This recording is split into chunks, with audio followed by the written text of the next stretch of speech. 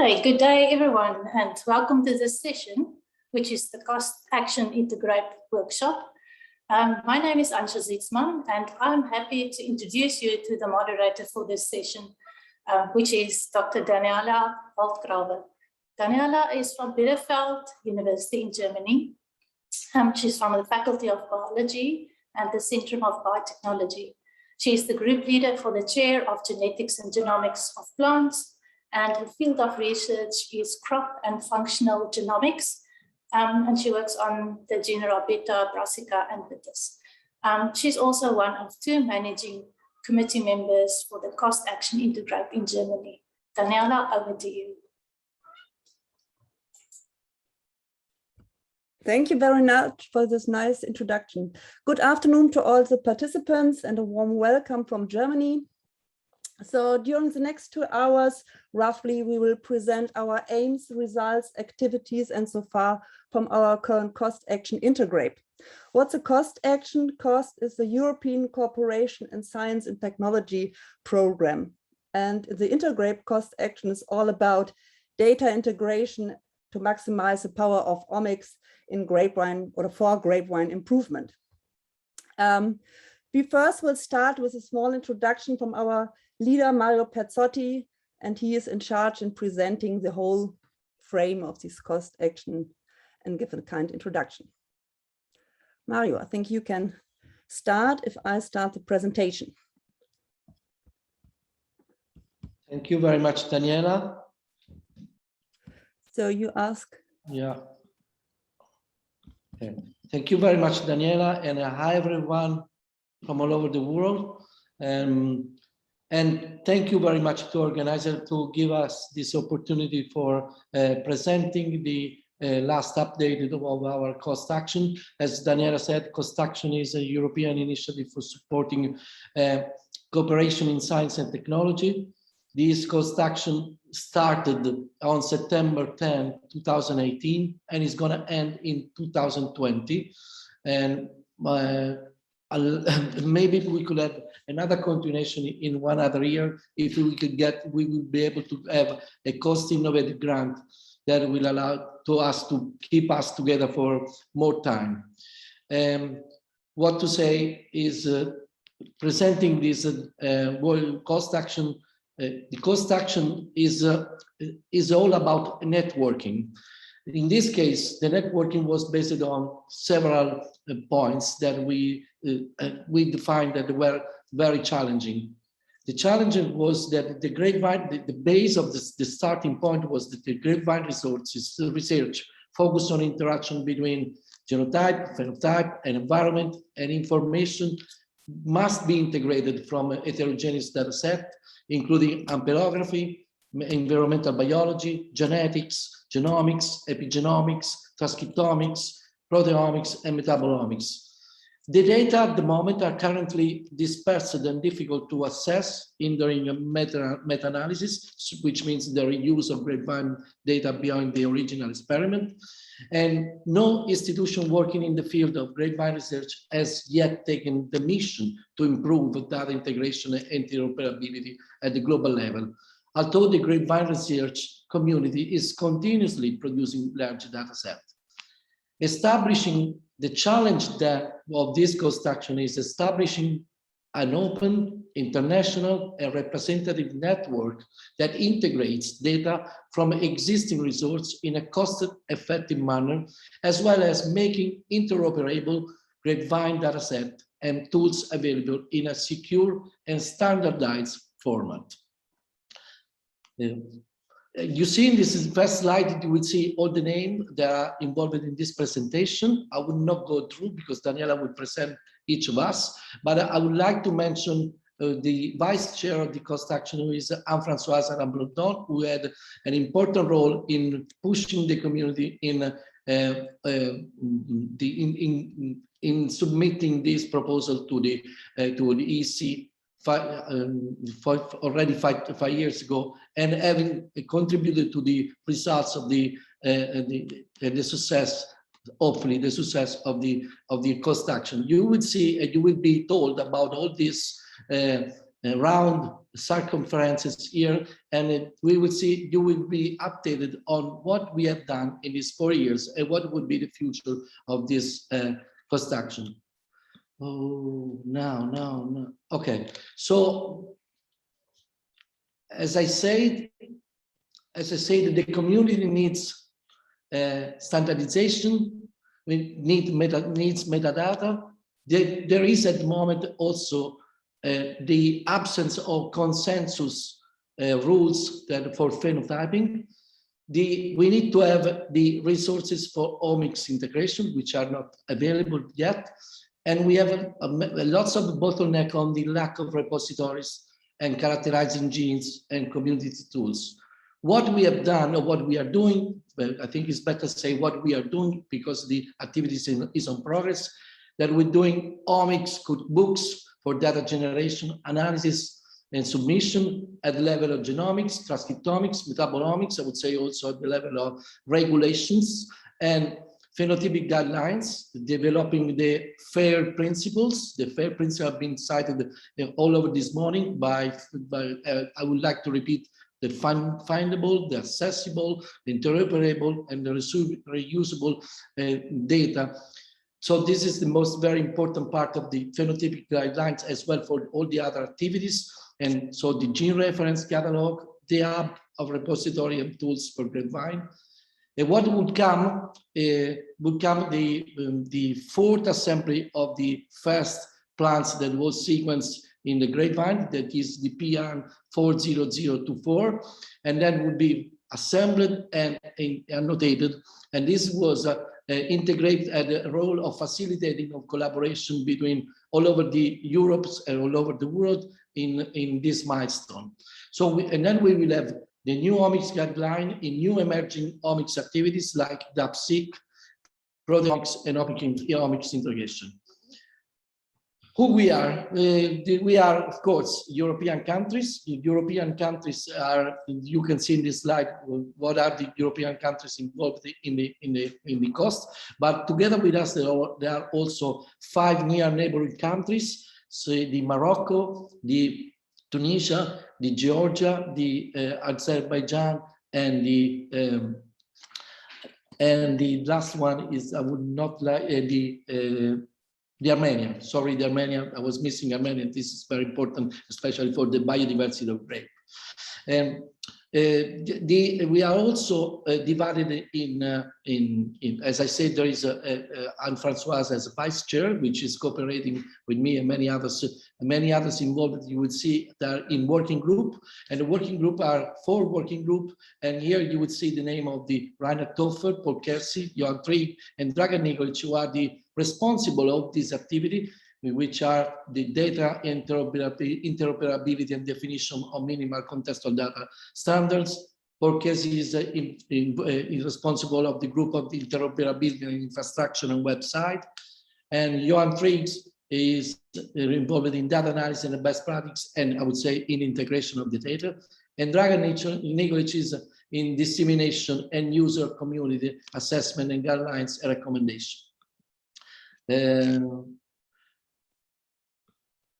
Yeah, the events that has been done, they were, you can see in this slide the events. Some of the events are also here in the clouds were the events that were done due to the pandemic circumstances in clouds, but are in virtual. So we did 3 annual meetings. One of them was virtual. The annual meeting was they were in Ljubljana, in Crete, in Ljubljana, and one was virtual. That was from June to July last of 2021. Then we had this training school, and I should thank all the person that would be listed and would be listening and would be giving a talk for organizing those fantastic training school, very much crowded of people and people that are very motivated to apply to follow those rules that and the guidelines that were performed by construction. So there were one that was in presence, the other one, and the 2 of them that were virtual. And then there were also working groups that met and the future annual meeting will be next year, but we will talk at the end of my presentation.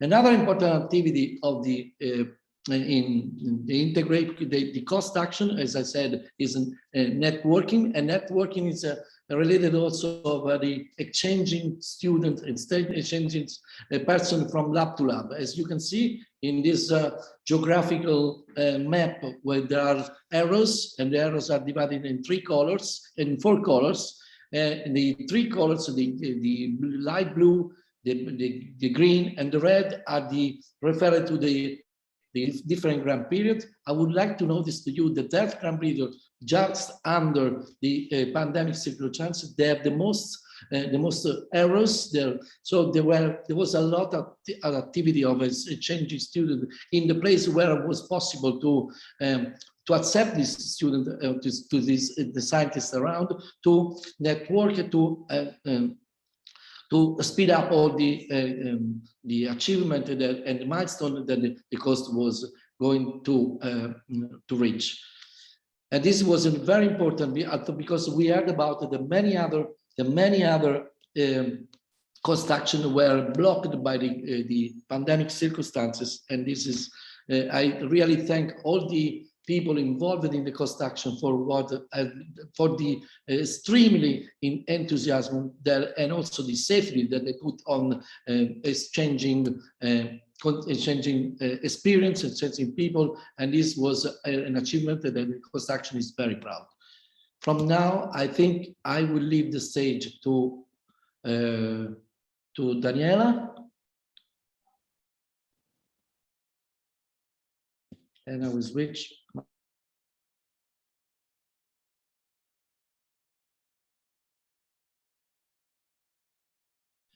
Daniela, you are mute. You are mute. Thank you. Yeah, thank you, Mario. The next presentation will be given by Eric Duchêne from INRA Colmar in France, and he will present their work on evolving and optimizing phenotypic guidelines for phenotyping grapevine and pathogens and things like that. Eric, we are looking forward to your presentation. Du bist laut, you're unmute, please. Okay, yes, it's okay now? Yes. I couldn't see anymore the mute button on my screen. I don't know why. Okay. It was the same to me. So I have to go back for a few slides. It doesn't move. Doesn't move back. Okay, once. Try again, please. Right. Yeah, I'm trying. So I'm going to present one of the first part of the cost action, which is about phenotyping, because many experiments start with some phenotypes, and then you compare with genomics data, for example. But one of the starting points is our phenotyping experiments. So I will present some guidelines that were provided by or constructed by a group, a pilot, which we called Pilot Project 1. And within this pilot project, we aim at working on concept and vocabularies in order to better compare all the experiments that can be conducted on grapevines, and to make data reusable on in other words, to improve the fairness of grapevine data, as mentioned by Mario Pezzotti. All the ideas I'm going to talk about in this presentation are available on the website, and I will follow in this presentation exactly the same plan as on the website. That is the first part with all what we can say about the metadata about the experiment setup, the identification of the plant material, the standard vocabulary for organs or plant anatomical entities, and I will finish with a description of the developmental stages. So, about the metadata, I think we have to answer some 4 questions, in fact.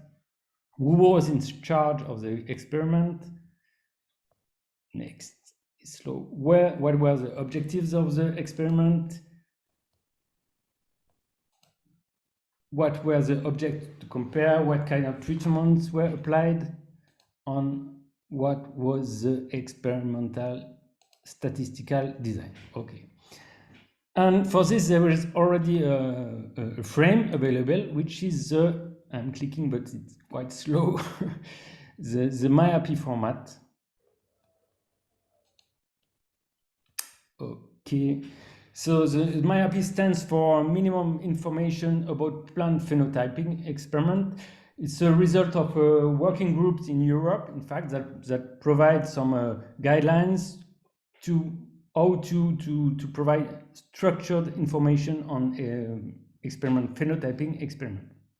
And you will find on the MyAPI website a PDF file, an Excel sheet with different items that should be completed. And I will not go through all of them, but this is the basis. But for the Grapevine, we think it is also useful to have some information on row and plant spacing, rootstock, planting date, training system, soil management techniques. And you can even add some information on cultural operations such as pruning, edging, fertilizing, on experimental factors in the event sheet. So this is for the first point. The second point is the plant material identification. This is very important to be able to find the data you're looking for. And the first point is to include a clear name that we call infra-specific name, but standardized in some ways. And for the vocabulary or the exact spelling, you can refer to the VIVC website. I will show you later the complete address. But what we think is also important is to include a detailed unique identifier on a DOI when possible to trace the exact material that was used in the experiment. And we worked on a kind of complicated code, but that should be useful to trace the plant material. This code would be built with 3 parts. The first part would be the repository. The second part, an identification of the cultivar genotype or type of plant, and the last one would be the local code that you use in your own experiment. To go into a few details, the code for the institution should be the views code from the FAO, for example. For the second field, the type of plant material, you can use the VIVC code with 5 digits for identified varieties, and you can see here the link to the website. PRO for genotypes from B parental crosses, TL for transgenic lines, ESL for lines rejuvenated from anthers or somatic tissue, and nothing if you don't have any information. I put at the bottom of the slide some examples. The code is quite complicated, but we think it is very useful to trace the exact plant material that was used. Third part is we worked on standard vocabularies for organs and anatomical entities. We started to build a Google Sheet, in fact, and a lot of people contributed to add some organs, to provide some synonyms and so on. Through the website, the COS website, the Google Sheet is still on access, but this ontology is also now available on a portal, a website dedicated to ontology, and you have the link at the bottom. We think this is very useful to describe, to have only one way of describing a petiole or internode or shoot or primary shoot and so on. Okay, and The last point is about developmental stages. So here I put some definition of the main developmental stages, which are bud break date, flowering, and veraison. For example, in France, we prefer to define a bud counted as broken if a green tip is visible, which corresponds to the BBCH07 stage. And then to determine the bud break date by interpolation between several successive records as the day when 50% of the bud left after pruning had reached this stage. For flowering, this is a general definition. Flowering should be considered as the day when 50% of the flower caps were detached or fallen. And for veraison, I think this is very important. We prefer to speak about softening and not color change in order to be able to compare veraison dates between white and colored genotypes.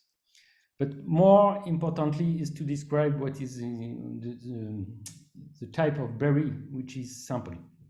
I could show you the huge diversity of descriptors that can be found in RNA-seq datasets, where you can find BBCH code, Briggs degrees, any days after flowering, days after veraison, and so on.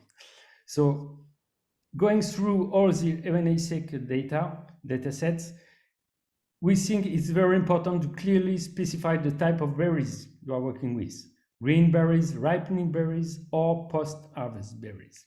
And then to have some more precise descriptors for each type of berries. You can use the BBCH code, but it should be more informative to use for green berries, for example, the number of days after flowering or the number of days before veraison. And for ripening berries, by priority, the number of days after veraison for the sampling date, total soluble solids, heat sums, or pH. Well, I think I still have the recommendation for the leaves. You can distinguish between young or adult leaves, but if the shoot is not trimmed, you can have some information about the age of the leaves, the number of leaves from the apex, the position of the leaves from the base of the shoot, on the type of shoot where the leaf was collected, primary, secondary, or lateral. Okay, to conclude, we propose here some guidelines to make Grapevine experiments more comparable and reusable from the phenotyping point of view. And of course, this recommendation can be further improved. Our suggestion is that you try them and you give us some feedback about this recommendation. I will finish with some acknowledgement. A lot of work was done during a workshop in Ljubljana in March 2020. And then on the text that you will find on the website, a lot of people, I'm not going to detail here, provided some nice improvements on this text. I thank you for your attention. Thank you, Eric. There was a lot of stuff in there, and I'm really sure we have some questions or a lot of questions. And I would like the audience to put their questions in the F&A section. So we collect them, and at the end of this workshop, we will have a roundtable discussion on all the topics. We can bring them then together and we'll answer your question as far as we have not too many for the 15 minutes we have at the end. But yes, feel free to post your questions. Okay, thank you once again, Eric, and we will move forward to the presentation from Tom Matus from ITUSIS Bio Valencia in Spain, and he will talk about gene nomenclature and gene reference catalog, which we are all looking for. Okay. Tom, you should be able to pass your slides.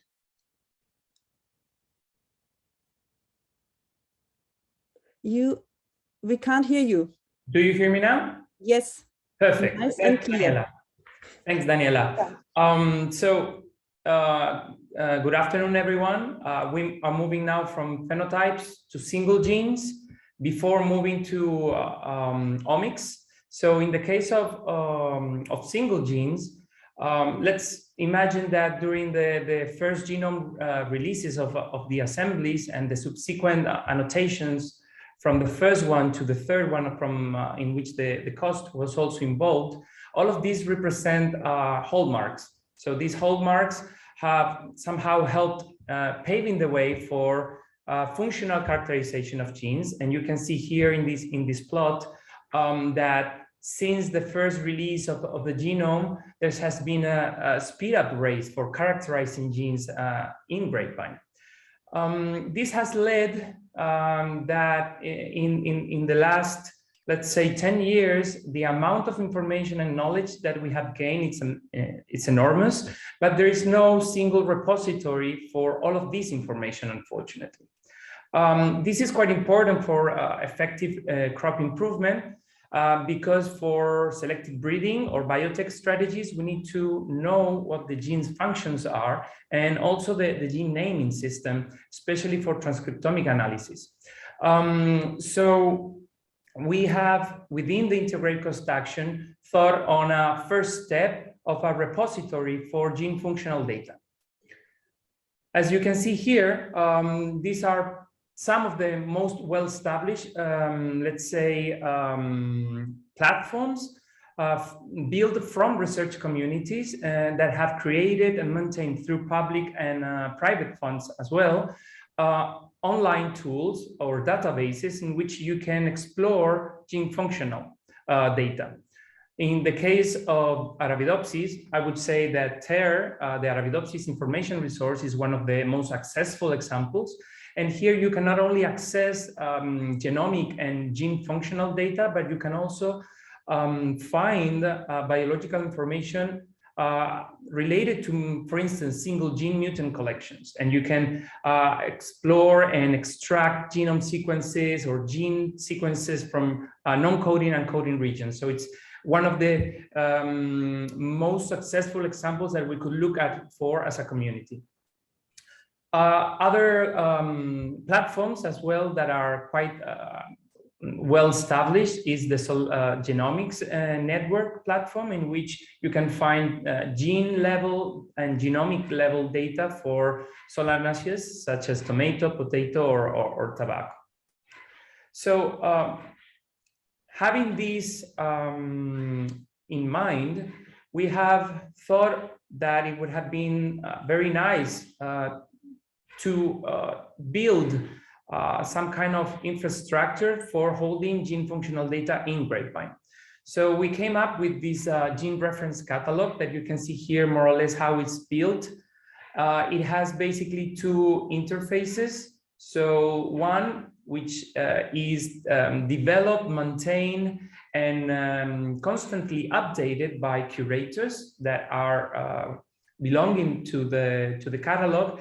And then there's also an interface, an interactive interface, in which the researcher can update, suggest, include data, but also download data from this reference catalog. One of the first things that we do while we are doing literature search for genes or gene families, because in this catalog we are also including gene families that are not necessarily fully characterized, but at least are studied through phylogenetic analysis, expression behaviors, and so on. So we assert a validation level, and this is actually a very time-consuming activity that we have been doing during the whole year, in which we have searched for the literature for all of the genes and gene families that have been assessed, characterized, or described, and give them this validation level. This validation level works in 6 different levels, in which we have asserted the levels according to the knowledge or the data that has been given in the literature for these genes or these gene families. Not to go into much detail, but we can go from hypothetical, based on simply search engines or using some methods for looking for homology comparing to other species, for instance, to putative, when we add some expression data on a gene family, for instance, also proposed based on correlation experiments with metabolites or other genes.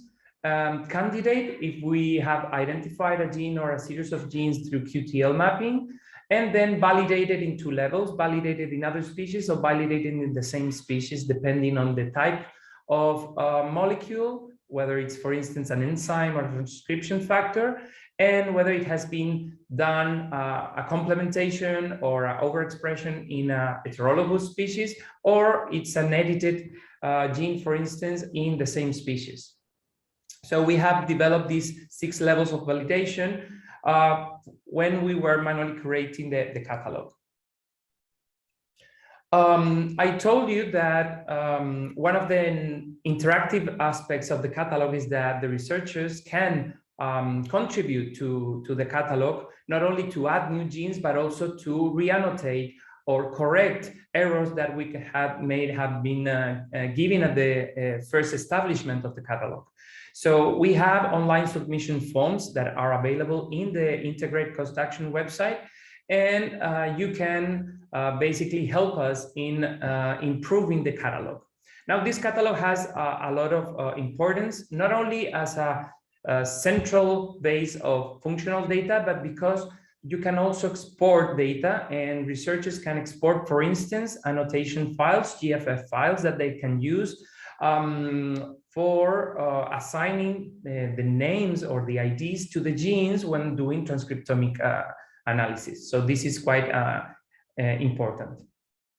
One other thing that we have been doing after the validation is to try to assert the correspondences with the different annotations. So you know that from the 8X and then passing to the CRE-BB1 and to the BCOS annotations, the IDs have been changing. So we have established correspondences and engines and also search engines for assessing these identification between all the IDs of the different annotation versions. The information of the catalog, as I mentioned before, it's all available as a GFF or as a table in CSV format or Excel format in the INTEGRAPE website. Now, additionally to this catalog, we have developed other.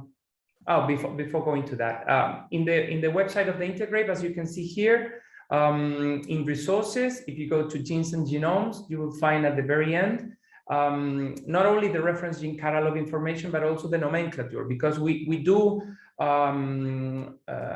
suggest and think that the nomenclature recommendations that were given many years ago by the nomenclature super committee are important for trying to follow the same rules when naming genes. So this is quite important. In this part of the website, if you go here, you can access the new gene submission form, and you will find here all the minimal information that we request regarding functional data, phylogenetic analysis, and methods done for the phylogenetic analysis, the name given, the description of the experiments that support the validation level, and the publication and the reference to the publication. So we receive these, we process it, and we include it in the catalog, and we update it monthly. Finally, we have also created one final parallel platform, which is the gene cards, in which we hope that we can help in exploration of individual genes. So instead of looking on a huge table or data matrix of gene functions, we can search gene by gene. If you have a gene of interest, you can search in what we call the Gene Cards app. The Gene Cards app imports the data from the catalog, but also associates data generated in other platforms, especially related to gene co-expression networks or to expression data retrieved from public datasets. This is one of the apps that we offer in the VITIS visualization platform, with many other apps, but the one that refers to the catalog is this one, the gene cards. So just to give you as an example of this one, you can search either by the because, the B1, or the gene ID of the gene. And in the case, for instance, of a gene that has multiple correspondences in one annotation version or the other, you can see that as well. In the gene cards, not only genes are from the catalog, so all the genes that are present in the genome, at least in the because annotation, are present in the gene cards app. And what it's nice that you can find for all of the genes, the conversions, the validation levels, the functional association, and the references to these functional data.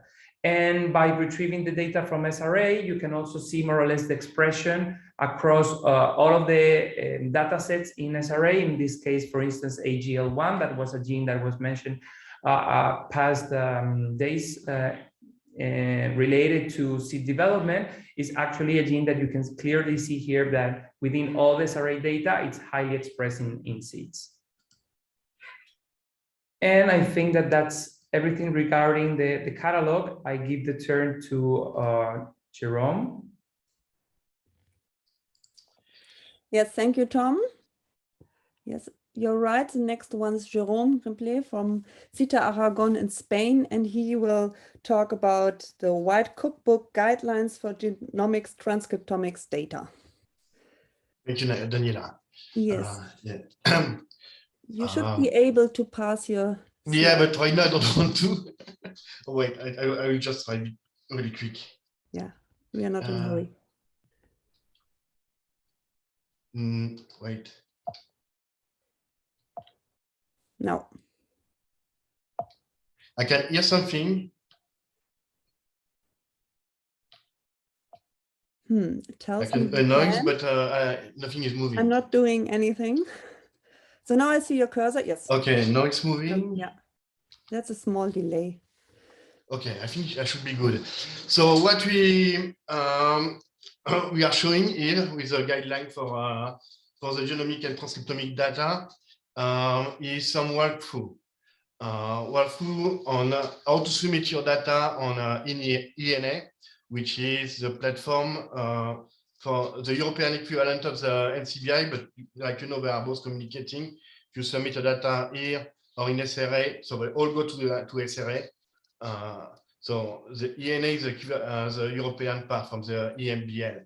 So we will explain to you how to submit the data, and more specifically, which kind of metadata you want to submit there. So already, everything I will present is exactly in line with what Eric showed you on how to describe an experiment. But here we will have to select which one of these metadata we consider they are important in the frame of a genomic experiment. So they are very, very in line with the MIAPI standards and Miami standards. Also, for that, we have made some tool to help you to take this kind of decision, but I will show a little bit. So as all the tools that we do have at the INTEGRAPE, it's on a specific web page. We will go through with Tom and Anne-Marie later to detail how to access this page. In that case, it directs you yet to another website, because we still have to implement them inside the actual INTEGRAPE website, but still. So what we will be doing, showing you here, is to first create an account on at ENA, and also how to describe your whole experiment, your whole study, and also how to fill and upload a data sheet on the NCBI for each of your samples. Here it's an example of the decision tool, which is actually a questionnaire that you can fill, and in function of your answer, it will provide an Excel or a tab delimited format file where you will have a column for each of the metadata that you have to fill. Some of them are already filled for you, like when you select you say that your sample is from Vitis vinifera. For example, the scientific name will be Vitis vinifera, wine grape for the common name. So that's exactly the way that ENA names the grapevine. We didn't choose that wine grape theme for the people working on table grape that can get offended. And the tax ID. And also, so we have a very important question. I didn't do anything, guys.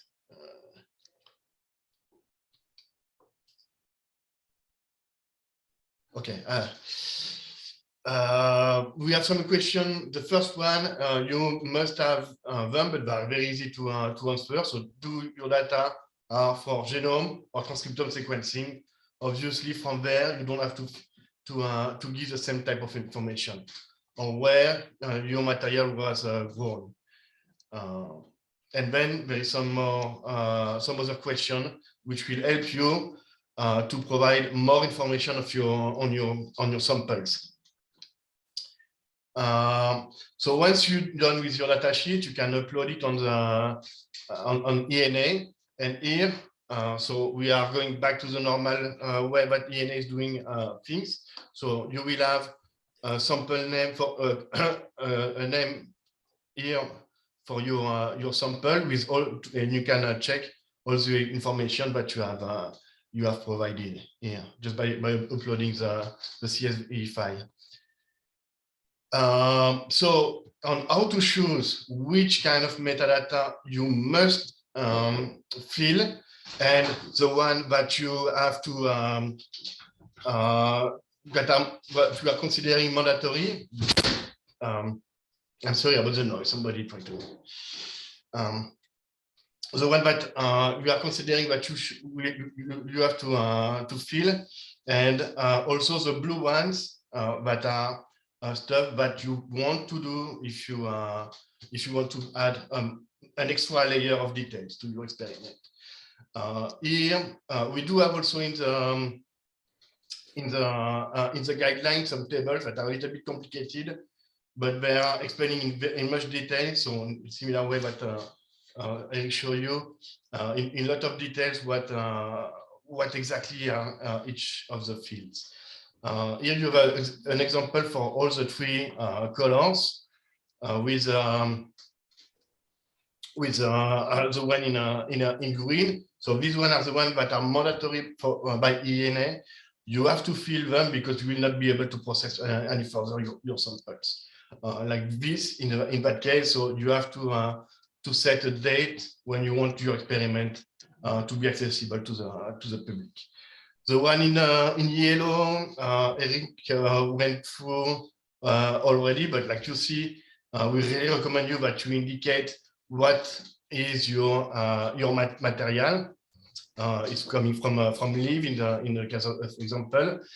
The genotype of your sample. We do have a Pinot Noir, for example. The genotype code, like Eric showed you before, so all these things we consider that they are very, very important. And then in blue you have more details. Like you see, you can put that your sample are diploid. So if they come from Silvestris species, or the sex in case of it does have meaning on your experiment, and so on. And these metadata are divided in four big categories. The study one are the one that describes the whole study with a lot of mandatory field from the NCBI. The part concerning the data acquisition. So here there is stuff that we are recommending you to input on the detail of your organism. Also information of where the experiment was done, and better by who, for example, or the event that you want to do to report during the collection. On the growing condition, So everything is in blue here, because you can choose to add more detail or not. And on the last kind of data, which are the experimental data, either with an observable variable, like if you are comparing clones, or if you have experimental factors, like if you are what you have a water stress experiment. So this is the case, for example, but you don't have to provide this information, for example, for a genome sequencing. Here on the right, I do have a couple of examples of questions that you can see that it could be useful. So I will take a minute just to remind you why it's very important to share your data. So the first one, maybe for you is the most obvious, it's because it's obligatory to publish your paper. You have to put them, but also you are. I want to stress that you are also really doing that for you, because it also allows other people to use your data to repeat. Not to repeat, to use your data, can repeat also too, but to use your data and compare them with theirs in other contexts. So they will cite you, and it will maximize a lot the impact of your work. And also, these data like KNA or SRA, they are perennial repository. So your data are stored there, and they will never be lost. It's also good, insensitive. So our objective here is to show you how to share this data the more effectively with providing the adequate set of metadata for your experiment. And so where to share with a better visibility, of course, I mentioned it a lot, but big public database are always the best option. And also we do want that everybody in the Grapevine community follow this guideline, the way that they are naming the metadata, and that, so for that we are using a common vocabulary. I could take a very simple example. If at some time you provide your data in your own language, and of course everything is done in English or French, I will complain, but I will not. But it's the way it is. So we have to use all of us the exact same type of vocabulary. The computers are dumb, so they like when stuff are so standardized. I wish to thank the brain behind all of these guidelines. So you meet two of them. They are actually on screen, Daniela and Tom. And the next one is Camille, that you will see soon. So we already have a training school, but one was virtual. It was done online in 1 year ago, exactly. I think at the beginning of December, end of November. We were also very successful during this training school. We also have some part of when the guidelines were not so much mature in the previous training school that we had in Valencia, also too. I think I'm done. Yep, next one, Fulvio. Thank you, Jerome, for this presentation. I would like to remind the audience to put their question in the Q&A section, and all the speakers not to answer this question right now by putting the answers in the chat or in the same section. So we would like to answer all the questions at the roundtable discussion after all the presentations, so that everybody can take part in the discussion. Thank you. Okay, we are a little bit behind schedule, so we would like to move forward to Fulvio Mattivi from FEM Italy, and he will talk about guidelines on metabolomics. Sorry. So good afternoon to everybody. Can you hear me? Yes, we can hear you. Okay. Good afternoon, and thanks for hosting this workshop. In my part, I will give a short introduction to the metabolomic guidelines. As it can be seen in this general graph, now we are trying to organize an array of different rules which are helping a researcher to provide one complete, well-integrated description of the experiment. This is something which is important not only for metabolomic, but for the general design of the experiment.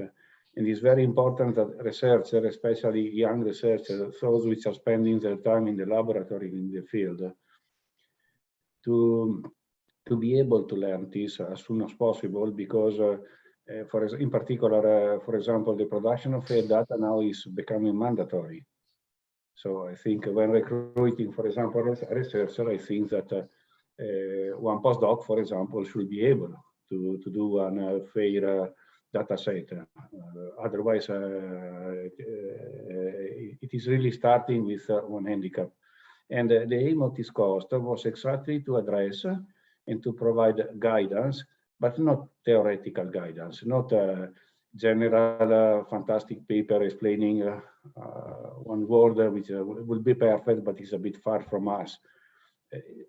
More modestly, a kind of how to move, trying to meet the requirement without wasting too much time and trying to go in the right direction. So let's see if I cannot advance the presentation. Okay, now it arrived with a delay. Okay, what was the consideration? We started this effort in one early meeting in Chania, in Greece, in 2019. At that time, we were going to see which are the omic dataset available for grape or wine. We were considering the dataset of the different omics according to this description, for example, so the main metabolomic, proteomics, transcriptomic, epigenomics, genomics, also modeling. And the result was, okay, there are 1,432, which was not bad. Now, when we did the Metabo Open training at the end of October, this number went to more than 5,000. There was one increase of 280%. So that seems good. No? There is a lot of material. Let's see how to. Okay. The point is, if we are going to see specifically to the metabolomic dataset, at the time in March 2019, we had only 17, but this in general. Then going to manually curate the data, in reality only 10 were could be described as metabolomic dataset relevant for grape or wine. Repeating this exercise this year, we found 89 results.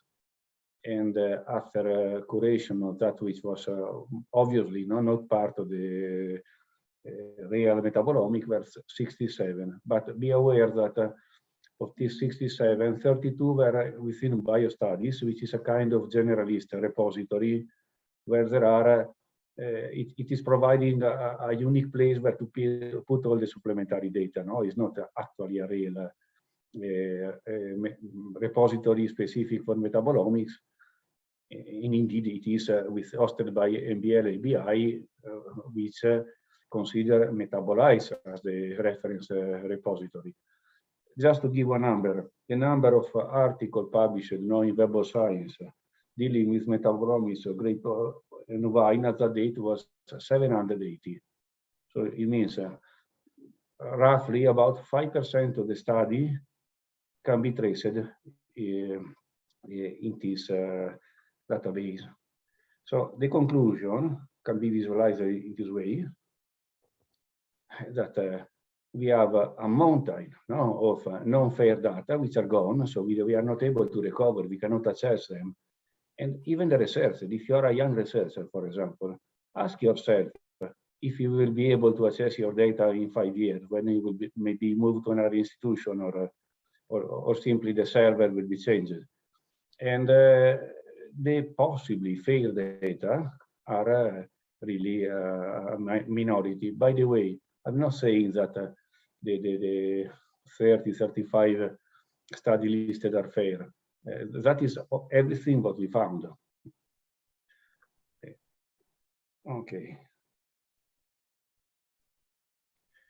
The two key points are the two steps which are more difficult are the standardization of the data and metadata. There is not enough emphasis on the importance of metadata. You can reuse and interrogate your data beyond the original scope of the experiment only if you have a very detailed list of metadata.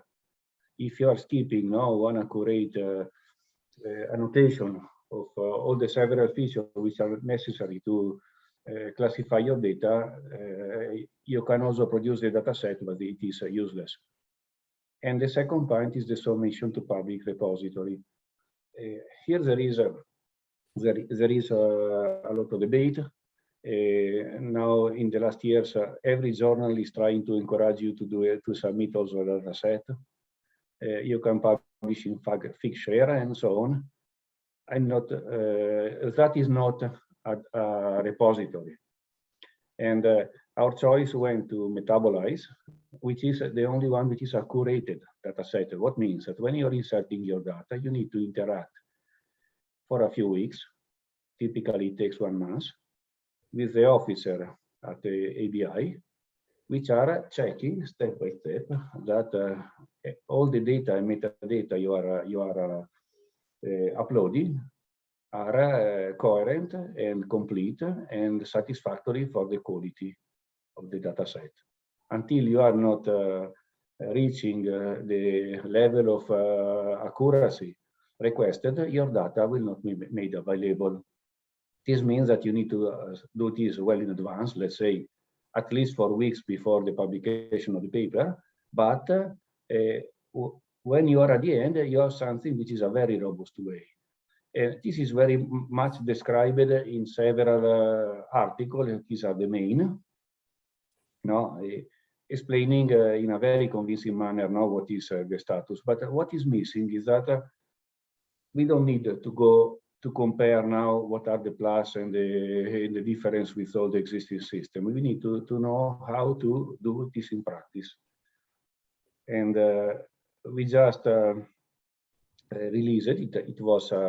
This was one collaborative effort of several scientists within the cost action INTEGRAPE. It has been published yesterday and will be available in 1 week on 11th of November in the final printed version. So I'm not spending now time to go too much into detail on that. Now only I say now you have a reference guide which is containing most of the important information for a young researcher to learn how to do properly one set of data and metadata compliant with the FAIR system. Within this article, you will find an overview of all the required data and metadata management steps and all the basic information, grapevine phenotyping, and chromatography, mass spectrometry, and sample preparation, and also the data transformation, and also annotation and identification of the metabolite. And all these steps are described within the paper. You will find 4 very detailed tables. And this is also mirrored by the website of the cost action, so where you can find guidance. They are not exactly identical. There are some difference. The printed version is a little more condensed, for reason of space. And but this is not done like a theoretical paper, like something we would like to do. This is something several of us has already done. And the idea is that this should be done not in isolation, but as an effort of our community. It's not a specific problem of grapevine. It's a problem of food science in general. That analyst, I'm a chemist, analyst working in metabolomics, don't feel necessarily the need to be inserted into a complex experiment containing several layers of omics. But there are examples, and I think Stellenbosch is since a long time one a good example of institution where complex experiments are planned, which are can support a multi-omics approach. We started to do this year the first Metabo Open school, so one school aimed to train researcher to prepare this data set. It was very satisfactory for us, I would say almost unexpected. We have 97 registered delegates for the introductory section. And we had 23 delegates who attended the practical session, which were 2 days. One thing which is important, and I think it could be relevant also for some of you in the audience today, is that we had a very positive feedback. This was not obvious because also for us was a kind of try to understand what are the needs for this improvement. And we received several requests for a follow-up training in next year. So this has to be planned, but we are considering, and very likely we will be able within the cost to provide another session.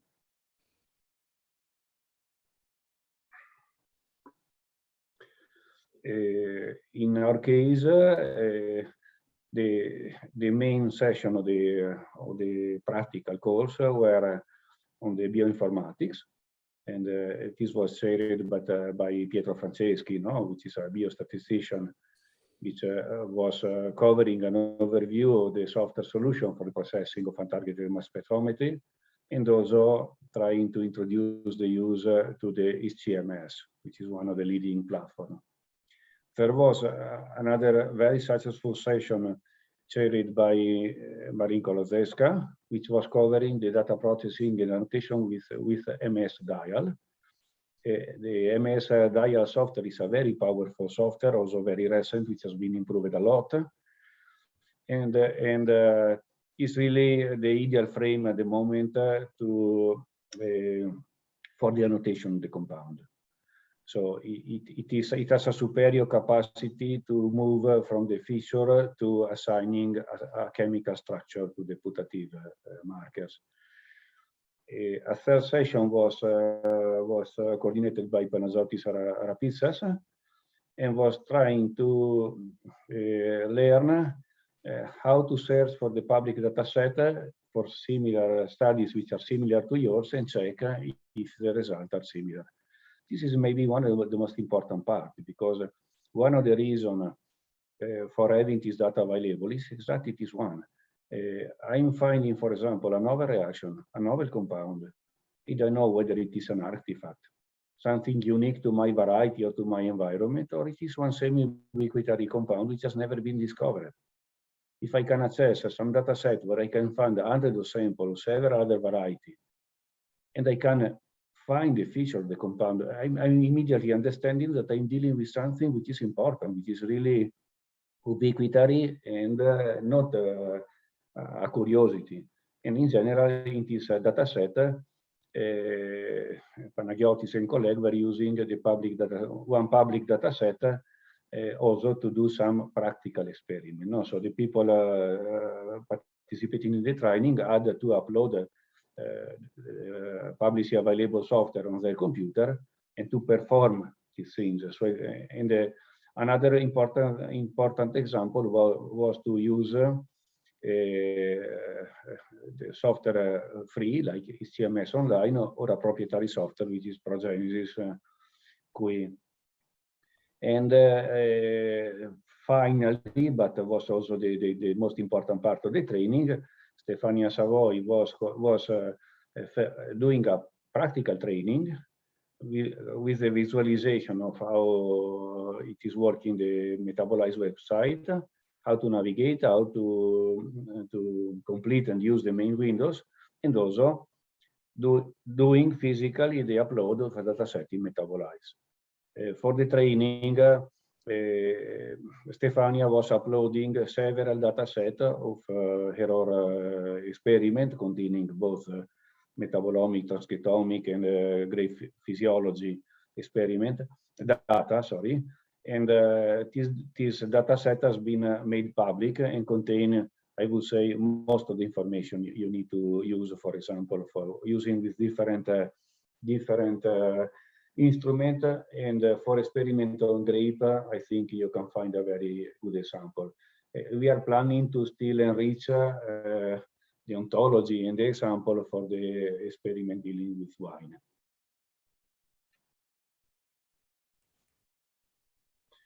So I'm at the end of my presentation. This is a screenshot of the colleague done during the last day of the training. And I would like to finish with a couple of considerations. One is that until now, the researchers were not open to upload the data. Now, again, I need to emphasize, it is becoming mandatory. So you can have a problem with the evaluator of your grant if your data are not made available and not compliant with the FAIR. So it is really something important to do. Another part which is important is young researcher is saying, why I should do it? I don't have any reward. So important is to do it in a very smooth way, so not to waste time, dedicate 2 weeks, not 2 months to do this job, and have some reward. One of the key points is that your data should be captured by the main scientific databases. In particular, Clarivate, so the Web of Science, as one tool, which is the data citation index.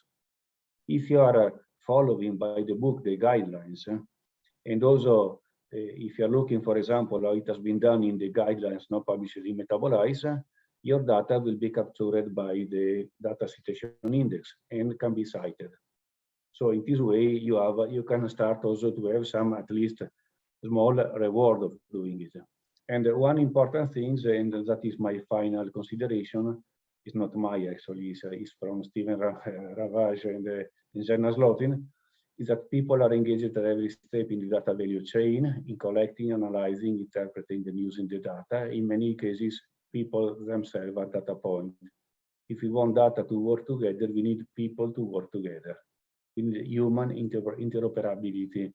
That is the philosophy of the cost, that is the philosophy of the training, and since it is a complex work, important is to do it in a coherent manner, not in isolation, working together, so that this is the only way to produce a huge amount of data which are then really usable. Thanks for your attention, and I can pass the word to my colleague. Thank you, Fulvio. I think it was a great effort and a great step forward. Yeah, if you stop your screen, we can move forward very fast to a very exciting topic, a very new topic. It's a new reference sequence, the PN424 genome assembly, which will be presented from Camille Rustenholz, INRA Colmar in France again. So Camille, you should be able to pass your slides by yourself. Yes, please. Yes, I think so. Good. Okay, thank you, Daniela, for the introduction. So, hi everybody, I'm Camille Rustenholz, and I'd like to talk about this new resource, or improved resource, I should say, for the Grapevine community, which is a new version of the reference genome from the PN 40024 genotype. So I'd like to advertise this new resource, but most important for today is I'd like to show how this INTEGRAPE cost action was able to actually add a lot of value and improvement to this work, and that so that the networking part here was very, very important to make the reference genome a gold standard again for the Grapevine, the whole Grapevine community. So I will go through the 3 steps of the building of this resource, the assembly, annotation, and also the tools with all of you. So first, so the whole story about this new version of the reference genome started back in 2019 in France at INRA Colmar. where we decided to actually sequence more, and we added some PacBio sequences for this PN 40024 genotype. And Amandine Welt, who is working in my group in France, was able to improve a lot the assembly. So the assembly that we decided to call PN 40024.v4. So it's the fourth version of the reference genome. So we were able to decrease greatly the number of scaffolds to extend them a lot. To decrease the number of ends, so meaning that there are less gaps, so that the assembly is much more complete and less scattered. And also we were able to anchor a lot of sequences to the 19 chromosomes, and so there are much less sequences in the unknown chromosome, which are the unanchored sequence. And also what is important is that we were able to assemble more and to retrieve sequences that were not available before in the previous version. And we retrieved some genes that were missing previously. And also, not funny point, but interesting point is that we actually demonstrated with this work that the genotype PN 40024 actually originates from the Helfensteiner genotype and not the Pinot Noir exclusively, as it was suggested before. So this was the very beginning for the assembly, and then we joined the INTEGRAPE cost action network, and that's where the whole network work started. So first, the cost community helped with the quality check of the assembly, because we really wanted to provide a gold standard assembly for the international Grapevine community.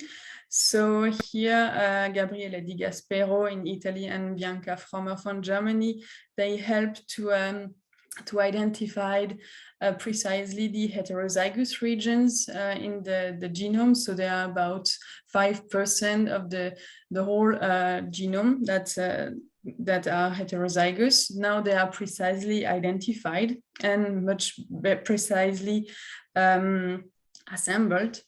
And also we wanted to precisely assess the accuracy of the assembly, because we knew that we used a PacBio technology that is now 4 or 5 years old. So the error rate at that time was quite high.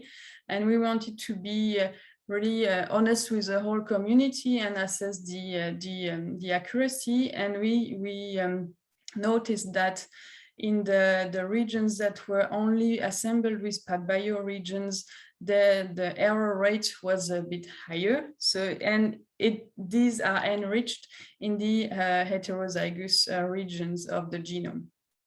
So we wanted to be fully honest with the community, and the cost action, the networking helped with assessing these numbers. The final step was to make this assembly available to the community. So again, the networking from the INTEGRAPE cost action helped a lot, especially the collaboration, which is from abroad, from Europe, I should say. So with the group from Doreen, they helped us a lot with the submission of the genome at the ENA, because they are working very closely with ENA for all the genomes they are dealing with. So so you can all access the assembly through this portal and using this project number. The next step was the annotation. So we really wanted to provide the community with a gold standard annotation, because this is the whole purpose of having a reference genome, is to get the gold standard for everything we can. So annotation was a key point for that. And here again, the integrate cost action helped a lot because it allows to fund short-term scientific missions and to allow Bianca Frommer to go to Italy and visit Nicola Vitullo to develop actually the whole pipeline for the gene prediction, gene annotation for the new reference genome. So this new annotation's name is a PN 40024.v4.1 because we have in mind to keep improving this the annotation. So just quickly, what I want to show is that the number of prediction is decreased compared to the previous version, but we knew that the VCOS v3 was a bit too fragmented, let's say, and so now with this new version of the annotation, we have less protein coding genes, but which is consistent with what we expected. Where the genes present in the heterozygous regions were also clearly annotated and identified. So we have both alleles in these regions. And what I want to show you is that using a BUSCO analysis, which can assess the quality of the annotation, we have reached with this new gene prediction 98.7% of complete genes, which is a number of completeness that has never been reached before for a Grapevine reference genome. So this is really good, and with less predicting genes. So this means that it's globally a higher, much better quality than the previous one.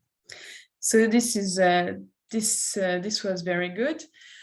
As also Tom mentioned previously, we've been working a lot also with all this network working on the reference genome in the frame of the cost action, on working on the gene nomenclature. So we wanted it to be easy for the community, and we didn't want to add a new layer of complexity with new naming system. We wanted to be able to keep the same gene IDs across version for the gene annotation. And using a strategy for reciprocal best hits, we were able to keep gene IDs for 2/3 of the annotated genes. So meaning that they keep their VCOS v3 gene ID, which structure is VIDV, the chromosome number, sorry, and a unique number defining them. So this helps people to keep track of their gene across annotations of the reference genome. But we wanted also this annotation to be so gold standard and top quality. So we decided to go for a curation step for this automatic prediction. Again, the INTEGRAPE cost action was of great help with that.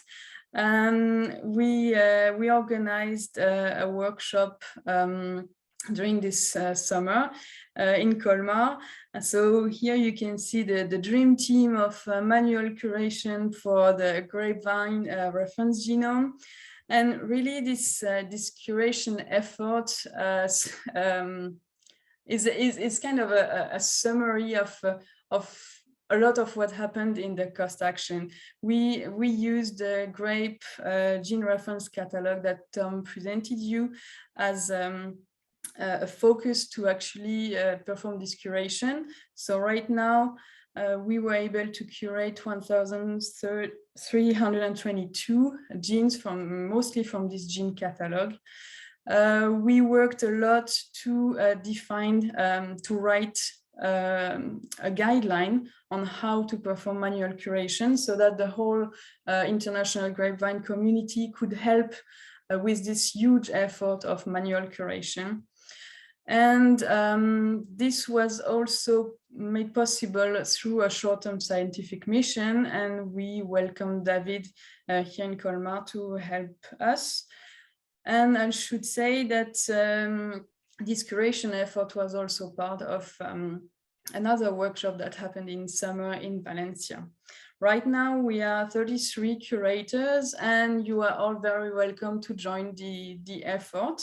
And especially that we'll probably organize a new training school on that topic. And then I'd like to finish with all the tools that we've made available again with the help of all this the great people involved in the INTEGRAPE cost action. We made available a BLAST server so that you can blast any sequence you want and see where they're located on this new reference genome. There is a GeoBrowse that is made available to the community. It is still under construction. So if you have suggestions for improving it, do not hesitate to contact us. And there is also an Apollo browser available to allow this manual curation. So these tools you can get the links on the INTEGRAPE website and get full access to them. And finally, I'd like to also advertise the great tools that our colleagues in the US from the Grameen platform put together. So we've been working a lot with these guys in the frame of the cost action because they are developing VT genome tool. And so I'd like to advertise poster 76 from Kapil, who is explaining all that. And so they are putting together a platform to compare all these new grapevine genome and help the community to move forward with the question of pangenome and to integrate all these genome assemblies. And my last slide is to actually thank all the people that were involved in this great journey. And so I wanted to put people in the logo from the INTEGRAPE cost action, because it's all about people and networking and people working together. And so I'd like to thank the INTEGRAPE to gather all this expertise in a single network, and to have funded a lot of STSMs, workshop, training school, because it made all this possible and allow to give the community a new resource, which is a top gold standard quality. And here again, I'd like to finish with the advertising of the future training school dedicated to manual curation, which should happen in spring next year. And this way, all of you could help with manual curation of the genes. Thank you. Thank you, Camille, for this nice presentation, the nice results, and for hosting many of the activities regarding the annotation of the new reference. So this was a few presentations, or many presentations, about deliverables within the cost action, and now we would like to move forward to some activities, namely the STSMs and ITCs, where we have a special program which will be presented again by Jérôme, because Margarida is not present today. Therefore, Jérôme is in charge of presenting the students and the program roughly. Yes. I think, Jérôme, you should be able to pass your slides now. Yep. Okay, thanks, Daniela. So we are a little bit behind schedule, so I will try to do my best to just go to the basic. And here, actually, these pictures, Mario showed it to you already, so I guess now you do understand it about all the movement that we had during the short-term scientific mission here. So what I want to make clear is that these are fundings for people to travel within EU and the near neighbor countries and also the partner countries, US, South Africa, some labs in Australia, and a few others. So anyway, I think you can, if you are not a partner lab, I think it can be realized in any case. So for European people for traveling, European at the larger sense. Especially, we do encourage people from near neighbor countries to visit. We will have a talk from one of from Armenia, for example. But mostly our displacements were performed within US. Also, we will have the talk on the person that went to the US. So that's what who can apply, and now the process on how to apply.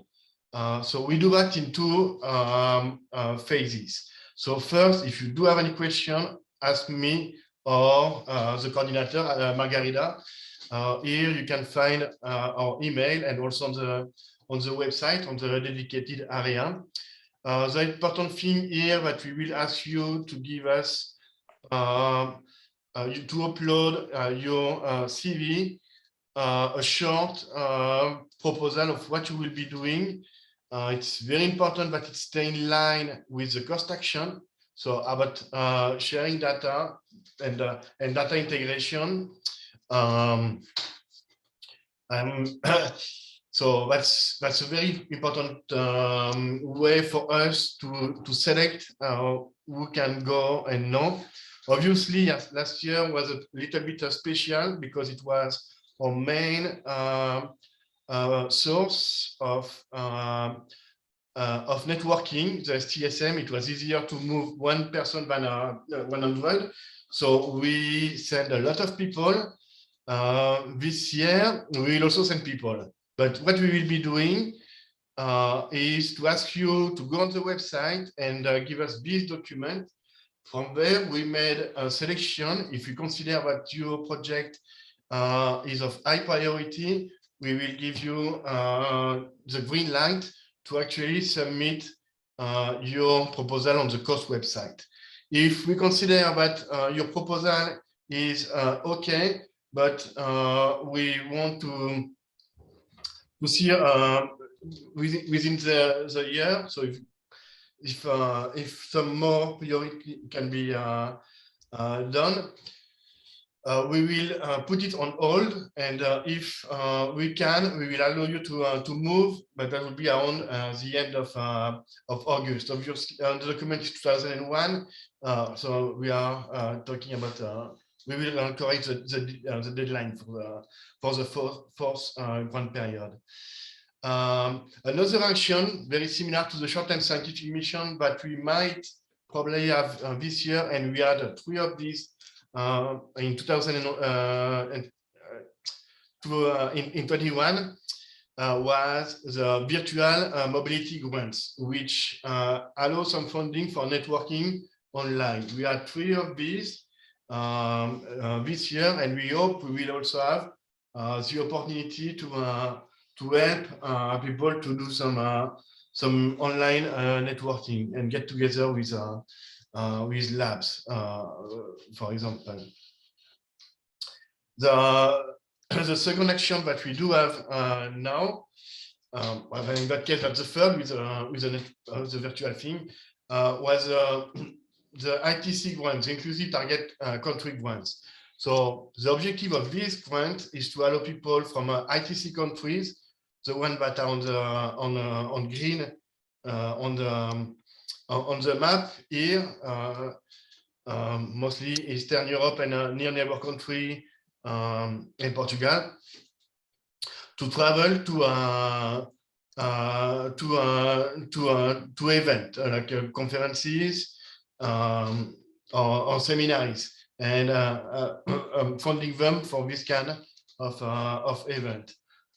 We also ask, as for the STSM, but what they will be presenting, but we ask what they are presenting something, but this is also in line with the objective of the cost.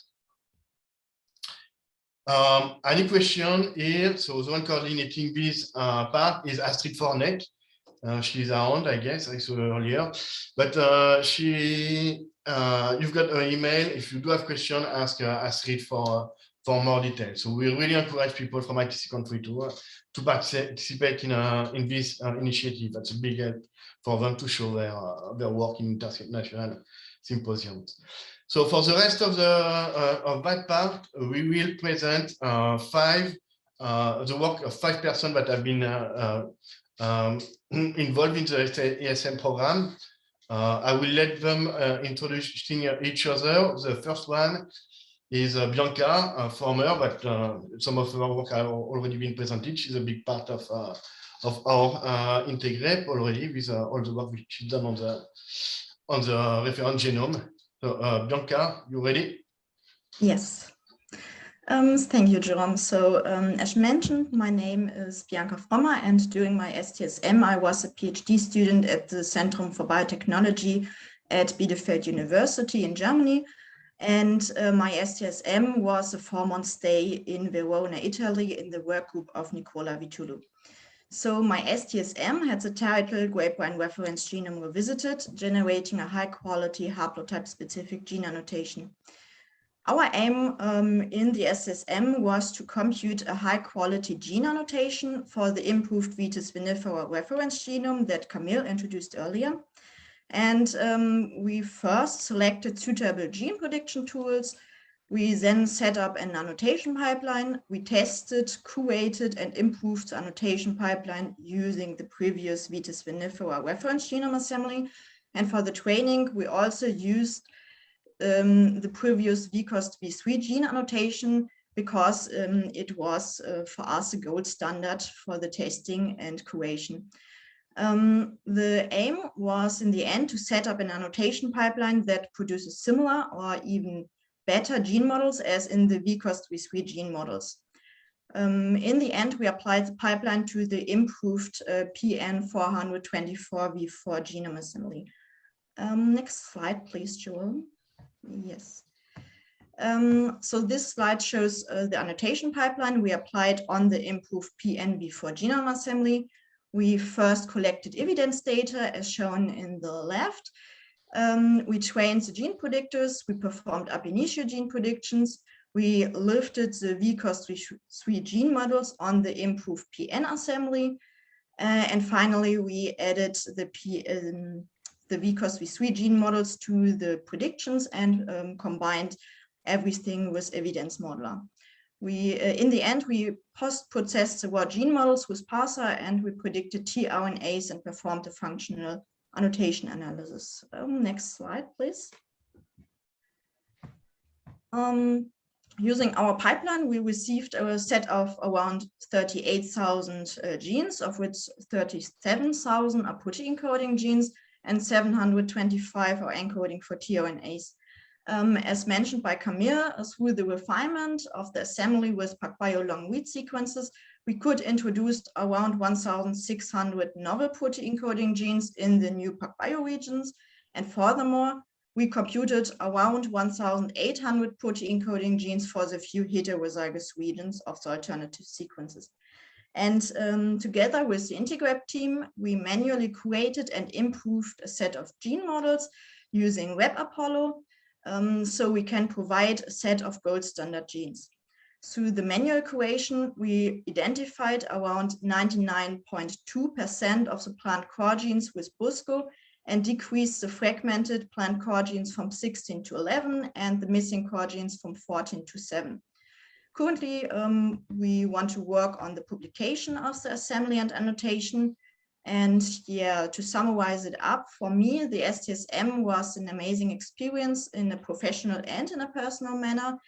And the STSM offered me the opportunity to be part of a really great project. Yeah, so that's all from me. Thank you, Bianca. Now, Christine Margaryan. Hello, everyone. I'm Christine Margaryan. You are listening me? Yes, Christine, yeah. Yeah, I'm Christine Margaryan from Armenia. And Armenia, it's about 3 years that joins to Cost Action as one of the countries of neighbor joining countries list. And before presenting the scientific results, I just would like to emphasize the great role of cost action, not only on my personal career as researcher, but which is most important on promotion of grapevine genome research in Armenia. Because thanks to the action, during this year, we have analyzed more than 300 grapevine varieties, and we were mainly focused on old neglected grape varieties. So thanks to the action, we have now about 100 let's say unknown grape varieties recovered, which were never described, not in ampelography and neither in genetic databases. So please, can you change the slide? Yeah, and so the next task of our research was also to look of wild grapes and to try to discover the breeding potential of wild grapes. You know that Armenia is recognized as a hotspot of grapevine biodiversity, and we have found out huge diversity preserved in the main viticultural regions in Armenia, and obtained results give us all the prerequisites that wild grapes originated from Armenia has all the behaviors to be included in resistance breeding. And with our colleagues from Germany, Institute of Grapevine Breeding, we have prepared, based on the obtained results in the frame of cost action, a new research project. So we are going to reestablish a breeding tradition in Armenia and to try to use wild grapes originated from Armenia in resistance breeding. So please, we can move to the next slide. So here I have presented, trying to summarize the research which was done in the scope of INTEGRAPE. So for the first time ever, we make also parentage analysis of Armenian grapevine varieties. And for 44 varieties, for the first time, we have described the parents.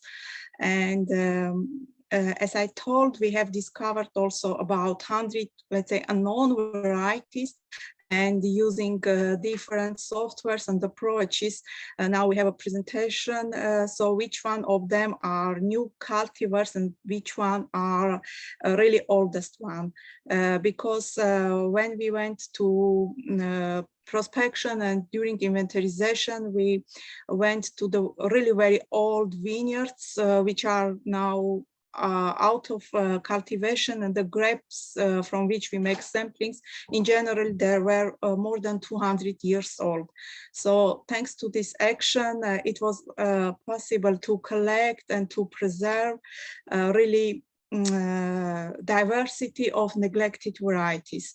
And also I would like to underline that this action give Armenia and also Germany, to our partner countries, to have really bilateral outcomes, because during my stays in GKI, we were able to register and document Armenian grape varieties, and now in VIVC there is almost 348 registered Armenian grape varieties. And I guess this is one of the main outcomes. So, and just a few days ago, we have sent our article where we presented and described more than 492 Armenian grape varieties, and all the data presented there, it's phenotypic characterization, reach analysis, and genotyping characterization. For each genotype, it's really validated. data collected from different old ampelographic books and using different genetic resources. Thank you, Christine. Next one, David from Valencia, but went to Colmar. So yeah, hello, can you hear me all right? Yeah. Okay. So yeah, I did my STSM in June this year in Camille's lab in Colmar for 3 weeks. So first, I would like to thank Camille and Amandine for their warm welcome, and I really enjoyed working with them for those 3 weeks. So yeah, the purpose of the STSM was to work on the annotation of the new assembly, but on the manual curation side, to try and set up the platform for the working group that happened during the STSM as well, and to provide a set of guidelines for the manual curation. So yeah, can you pass the slide, please, Jerome? So yeah, I mainly focused on the integration of previous annotation versions with the new assembly. So trying to find the coordinates, the new coordinates for V1 and V3 models that could be used for the manual curation workshop that happened in the second half of the STSM. We also provided other tracks, but I was mainly working on the previous annotation tracks. I also wrote together with Camille a set of annotation guidelines for Apollo in the context of the new Vitis vinifera assembly and all the tracks that we were providing. So, yeah. Next slide, please, Jerome. And this is a screenshot of the guidelines that we worked on the second half of the STSM when we had the working group at Colmar. And then we also applied the resulting guidelines in a second working group meeting we had at Valencia. So we got to test them a second round and improve them further. And now we think we have the final set of guidelines for annotation, hopefully. And yeah, we did quite a bit of annotation, as Camille told you, and we tried to cover, well, we started focusing on the genes from the catalog. So we covered around 1,300 genes so far, but that's an ongoing process. So yeah, that's it. Thank you, David. Next one is Alberto, that went to the US from Spain. Yes, can you hear me? Go ahead, yeah.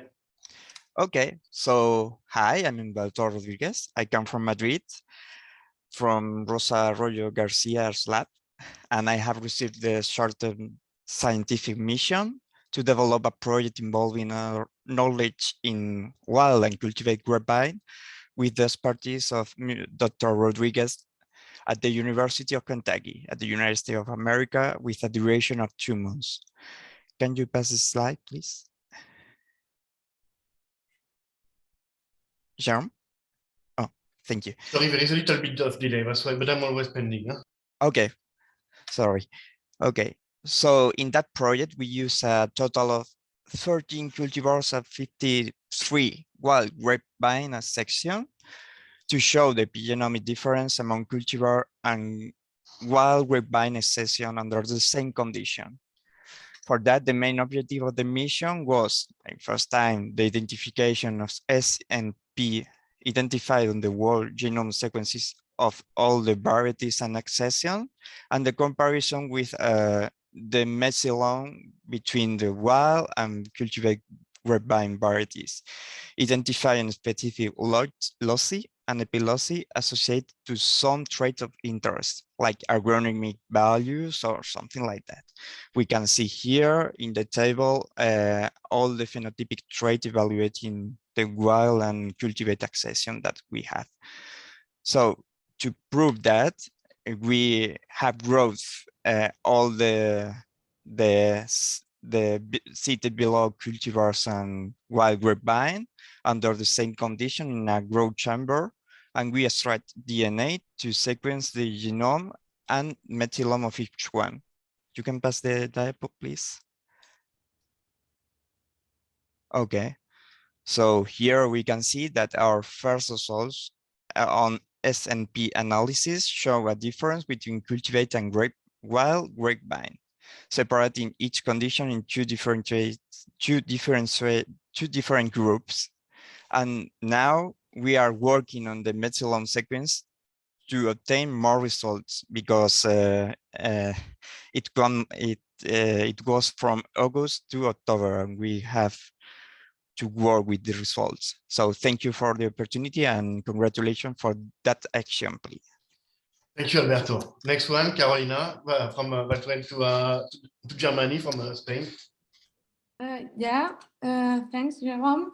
I'm Carolina Arroyo, a postdoc at the ISGBP, and I've been granted with for the INTEGRAPE cost action to go to the Max Planck Institute for Development Biology in the Detlef Weigel group to study the genetic diversity in archaeological grapevine seeds dated from Neolithic to medieval age, and additionally to analyze also this genetic diversity into herbarium collection collected at the beginning of the 19th century, one in Spain, the other one in Serbia, an inclusiveness target country in the cost action. And in the next slide, I show you the workflow and the main results of this STSM. So thanks to the MPI agreement with the University of Tübingen, I could use specific facilities for archaeological remains to perform around 200 DNA extraction. All the herbarium samples were successful. And also thanks to the MPI computational resources, I could analyze some sequences from archaeological seeds obtained before this STSM. And the main result was that all the archaeological samples were closer to domesticated current grapevines, specifically closer to the wine cultivars currently in use. So the genetic analysis and genotyping in some cases, for instance, one I show you here, show matches with modern grapevines, pointing out relationships between archaeological seeds and varieties currently in use. So thanks to this STSM, we could increase the knowledge in viticulture history. Thank you, Carol. And the last speaker, but not least, because she participated a lot in the metabolomic data, Stefania, that went from Montpellier to Italy, to be honest. Yes, thank you. I'm Stefania Savoi, and I'm from Montpellier Supagro. I work with Laurent Torregrossa and Charles Romeo. Thanks to the scientific mission of the cost, I had the opportunity to spend some weeks at the University of Verona in Italy with Sara Zenoni and Giambattista Tornielli. For me, this experience was significant for three reasons, with a common denominator on the word exchange. There was an exchange of knowledge, in particular about the berry phenological map we heard 2 days ago. Then there was an exchange of competencies, for instance, many tips for managing massive transcriptomic dataset. And finally, maybe one of the most important things, there was an exchange of dataset. Please, next one, Jérôme. You should know that here in Montpellier, I sampled the berry with a new sampling strategy that is based on a single berry level. Basically, I sample a single berry during the entire development, starting from a few days after flowering until over ripening. And we were able to synchronize the berry, and indeed sampling synchronized berries thanks to the analysis of the growth phases, which was made possible by the image analysis and then the correlation with the measurement of sugar and acid. And as you can see in the PCA, in the end, we got 33 berry that we did RNA sequencing on them that can represent 11 subphases of development. And we have the 3 biological replicates that perfectly grouped together. And this gave power to this single berry dataset because I can say it showed very sharp transition and clear gene trajectory. Now I don't have time to explain that better, but to understand the power of a single berry sampling, you can check one of my last paper that was published in September in Horticultural Research. But what I did in Verona during the STSM was to try in advance the phenological map and to map, first of all, this single berry dataset on the map. And we can say that 2 different sampling strategies have the core transcriptome the same, because we were able to map the green phases where there was the green phases, the lag, the softening, the ripening, and the ripe one. And then as a second case study, was a little bit already shown to you. It was the mapping of one of my previous research on water deficit.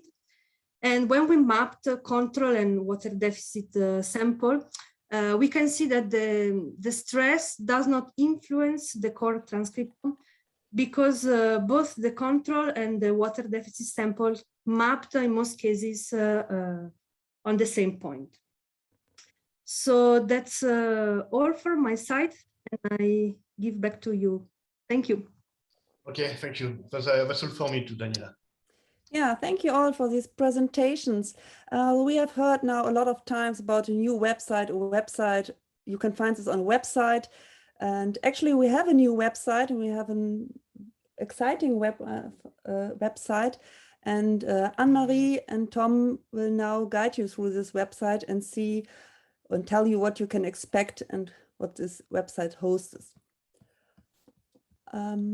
So I will stop my screen sharing, and Anne-Marie will try to share her screen so that you can see the website. Thank you, Daniela. Hello, everyone. My name is Anne-Marie. Can you hear me? Yes. Okay. Yes, we are very, very proud to launch the latest version of the INTEGRAPE website. As you can see, the website has a new format. The About page talks about what the main goals are, who the main members of the cost action are, describes also the countries that are involved, and it's a very basic background with the important dates written on the side here. I'll be very quick because we don't have much time. I'd like to allow some time for the roundtable. In the working groups section, let's see if I can click here. We encourage you to join one of our working groups. We have 4 working groups here, which are described below, where you can see who the various leaders and vice leaders are. And there are also instructions here about how to join one or more of the working groups. So in here, there's also some information about some recent working group meetings that we've also already discussed at the workshop. Then, of course, the news of recent activities and activities in the future, in the near future, which are constantly being updated, as well as where we've put it on Twitter or Facebook, etc. So if you keep an eye on this page, you should be able to keep quite up to date with the INTEGRAPE action. In this section, we talk about the grants that are available through the cost INTEGRAPE. Jerome has spoken about the STSM grants, and we've seen some fantastic examples of some STSMs that we've done so far. The ITC grants, he also spoke about the possibilities. In the website, there are instructions about how to apply for an STSM grant and how to apply for an ITC grant. And also if there's a new call that comes out, the information will be on the website. So please keep an eye on that. It'll constantly be updated. Also in the last grant period, we had virtual networking grants available as well. They were like a pilot scheme and invented because of the COVID restrictions. They enabled us to move forward also with the cost action, and were able to replace the fact that there was a lot of networking that could not be done in a physical form. And so these grants were very successful. We still don't know whether they're going to exist also in the next grant period, which started a few days ago, but there is a very good chance that they will continue. Okay, so keep an eye out here on how to apply for a virtual mobility grant or a VEDS grant. In this section here, in the events, we can see the past events that have happened, for example, old training schools or working group meetings, etc., and also the events that are due in the future. In particular, you can see some details also about our past annual meetings, which have been a very, very large event each year, very successful. The first one was held in Greece, the second one was held in Slovenia. The third one, unfortunately, had to be held virtually, but we had very, very successful turnout. We had more than 300 people registering to our annual meeting, which we were very happy about.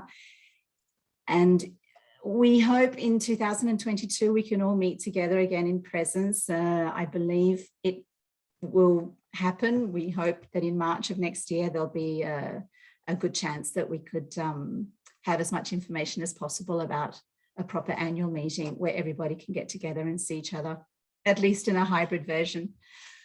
Okay, moving on. In the training school section, there is the wrap up about each training school that has happened, the ones that have happened also in presence and the ones also in virtual or hybrid. We believe that there will be 2 more training schools in the next year or so that have already been discussed during our workshop, and this information will be available on the website. So please keep an eye. There'll be details about how to register, how to apply for reimbursement for your expenses if necessary. So this is a very, very good opportunity to advance your research. And then now I can pass the slides over to the website over to Thomas, who can explain about this new resources section that we have in our website. Thanks, Anne-Marie. Can you listen? Do you hear me?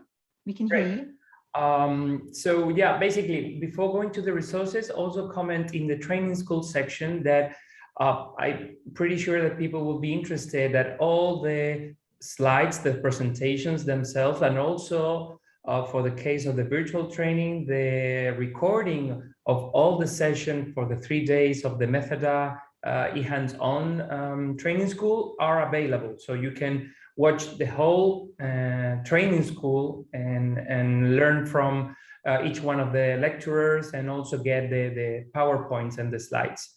So there's a lot of information in the training school section that you will enjoy watching. Finally, in the resources, we have divided the resources in the 4 main deliverables of the website, which is basically data management. So all of the guidelines that you have been listening during this workshop, the phenotyping, the transcriptomic genomics and metabolomics, and the future ones for DAPSIC and other omics platforms as well will be present there. In the genes and genomes, you will have data regarding all the genome assemblies and annotations, but also on the reference catalog.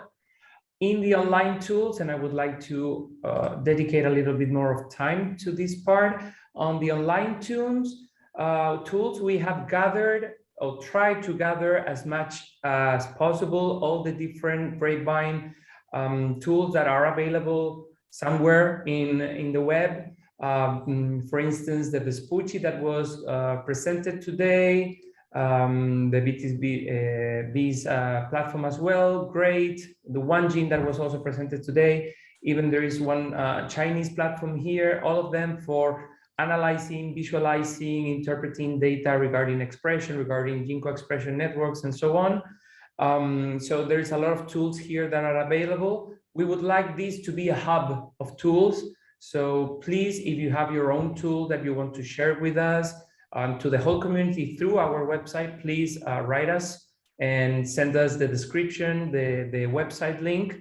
And we would like also to mention that there are a few others regarding, for instance, Pangenome that are under development, but that will be soon available. And finally, also regarding the publishing, all of the articles that have been published in which the cost action has collaborated in some way, whether it's through collaboration, STSMs, or has been able to manage the gathering of people involved in the collaboration. All of these articles have acknowledged the cost action. Here is a example of some of them. And we hope that all the people that have been benefit from the action may also include them in the acknowledging of their articles in the future. And you can see here at the very end that we are also promoting different activities within the community. For instance, this topic on frontiers in plant science is available through our website. And if you have also special issues on different journals that you want to promote through our website, please contact us as well. And that's all from our side. Thank you, Anne-Marie. Thank you, Thomas. So we are a little bit late, I guess. So I will hand it directly over to Mario, who will conclude a little bit and Thank you. Move forward with the discussion. Sorry. Thank you very much, Daniela, and thank you very much to all the speakers. And again, thank you very much for the organizer of the symposium that allow us to present all the activities that have been done during these 4 years. As somebody said before me, cost is about cooperation in science and technology, but it's not supporting science as it is, experiments and laboratory support. It's only supporting networking. And as you see, networking, it depends on one term that Fulvio said, is a human interoperability. So what is being done, it's done by the work and the intention of people to cooperate together. And I can say that all these people that have been presenting today, they are nice people that together with them, without them, their efforts and intention to work together and to cooperate, this cost action would be a real disaster. Due to the lack of the opportunities to meet together and the lack of the resources that were missing. So as I said before, there was, before this cost action and even now, there is no institution working in the field of Grapevine that has taken yet on the mission to improve data integration and interoperability at the global level. Although the Grapevine research community is continuously producing large data sets. And this is, I think, one of the achievements that the people involved and many other people, of course, that are participating actively to the cost action are are pushing us and improving us to keep on going and to insist in creating a resource, really a resource, a mentality to work and interoperate together. I think we can stop now, and I really thank again to all of you. without listing all the names, because it would take hours. And I think we can move on this roundtable starting to the Q&A. Daniela, thank you very much again. Yes, you're welcome. I will stop screen sharing, and now everybody should be able to speak and to contribute. I hope so. We have a few questions, and yeah, the people were that nice to put the question directly after the presentation, so they are now in the order like the presentations. And I would suggest to start with the first one, to Eric's presentation von Reinhard Swart. Yes. Eric, are you here? Can you hear me? Yes, I can hear you. Yeah. Can you hear me? Yes, I can hear you. So I understand the question on the myopia. Would you like to read the question once again? Sorry for interrupting. The question was, is there any plan or recommendation for broadening the myopia format to combine with data outside of phenotyping, for example, climatic or soil chemical data? The initial purpose of the myopia format was not to deal with this kind of data, climatic or soil. However, if you download the Excel file, you will see there is a sheet appendix 1 environment where some items are already listed, okay, like soil pH, porosity, water retention capacity. So I think they can extend all these items in a future version of the myopia format. Okay. Okay, thank you. I hope this question is answered now. If not, please write to me. Melanie gave us 15 more minutes to go. Okay, but how do I get a response if the question is answered? I hope so it is, or? Yeah, I would say it's answered. I would say, yeah, thank you. So the next question is for you, Tom. Yes. So how many genes have a level 5 or 6 in your gene catalog? Thanks, Justin, for your question. Right now, we have 2,000 genes in the catalog. Most of them, of course, are gene families being described, and much fewer, let's say around 10% of those genes have been functionally characterized up to a level of 5 or 6. So I would say around 230 genes have level 5 or 6 of validation. We hope that these, of course, this number will increase as the years go by, but still, it's a very nice place to hold all the information.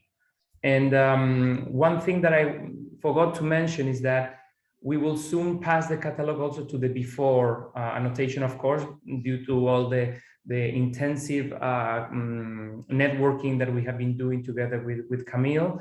So eventually we will have also incorporated the before into that catalog. Right now, we have 2,000 genes in the B3 and B1 ID system, but eventually we will include more genes, and we will also include the before annotation. Thank you, Tom. The next questions are for Camille and Bianca regarding the new assembly annotation and stuff. And there's something for Marco Moretto. He asked if the bulk data of the assembly and the gene annotation are already available for download together with the tools you talked about. This question is already answered, but I think it's very interesting for the whole community. So Camille, please. So about the tools that I mentioned, you can access them through the website where we advertise the links for the tools. And about the downloads, so we were actually thinking of making all the files available on the INTEGRAPE website as well. So this will come soon. The files are there. It's just a matter of days to upload them, and so you can access them all. Yes, and I think there's a second question related to that. Yes, there's a second question regarding the difference between the ref and the alternative track in JBrowser, in the Genome browser. Yeah, so I think that Marco, you found your way in the JBrowse to get your info.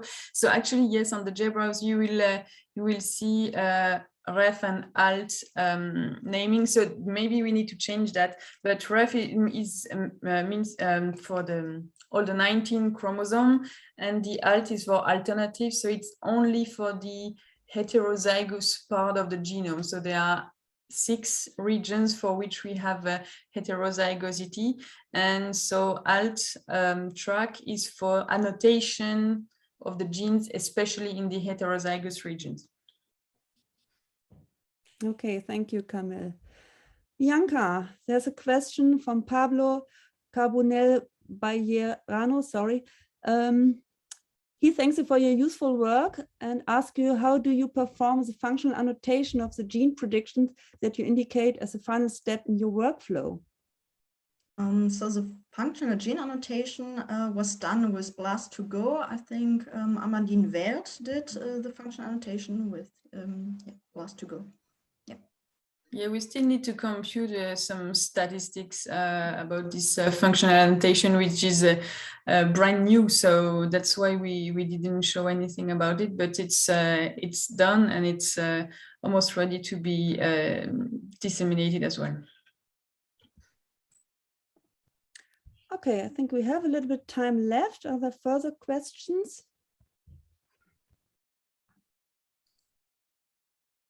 Something unclear. Maybe there's one already answered question by Eric. Yes. Would be okay. good to mention it again. There was a question about the Mattivi thing. Yes, Eric again, Mattivi please. format, and another one on the variables, the ontology for variables. But I answered to the question. Where to find what was the good website to find the ontology for variables? Do we have an idea how to spread this information after this workshop? Do we have it on a website somewhere? Yeah, it is not on the website yet, the COST website yet, but we can imagine to have a part dedicated to variables. Yeah. One other thing that the whole workshop will be, it is being recorded and it will be in the COST action of the INTEGRAPE YouTube channel, which we have since a couple of months ago, and also will be linked directly inside the website of the INTEGRAPE COST action. And actually, the variable, I have them in the website that we should put on the COST website for the ENA guideline. Okay. There is a section on variables. Okay, thank you. I see no further questions, so then we are not that late. Mario, would you like to say some final words? Yes. Wait a minute.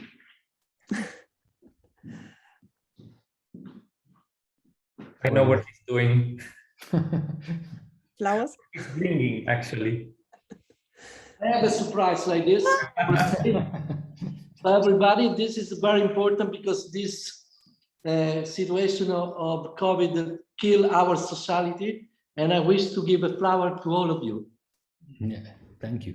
Thanks, Mario. Thank you. That was very nice. Okay.